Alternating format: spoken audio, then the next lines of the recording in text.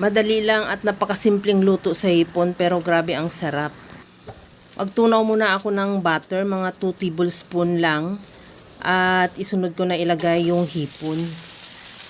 Ihalo hanggang sa magkulay orange o hanggang sa maluto. Pagka luto niya, pantay na yung kulay niya na kulay orange na lahat, tanggalin muna natin yan sa kawali at i-set aside. Sa disim na kawali, igisa ko na yung bawang.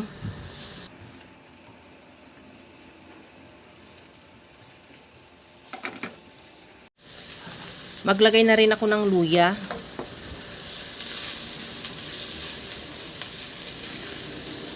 At isunod ko na rin yung sibuyas.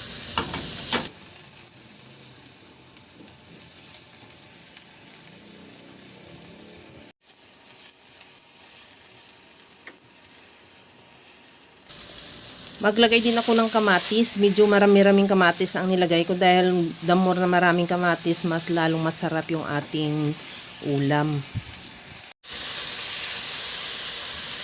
Pagkaluto na ng ating kamatis, kagaya sa nakikita mo, timplahan ko na ng asin at paminta. Maglagay din ako ng oyster sauce.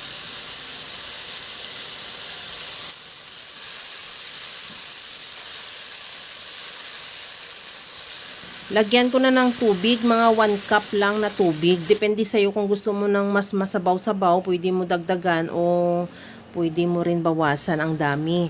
At tikman ko na kung okay na yung sabaw niya, saka ko na timplahan ng liquid seasoning. Kahit anong seasoning available sa'yo pwede.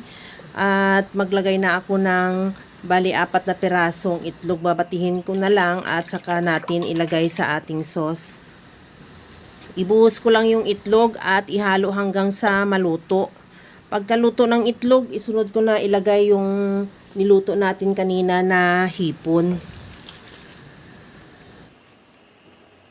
Kunting halo lang yan hanggang sa medyo lumapot lang yung ating sabaw.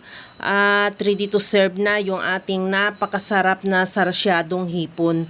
Kaya mga kalasa, kung nagustuhan mo yung ating video, please like na lang at pakishare na rin sa inyong mga friends.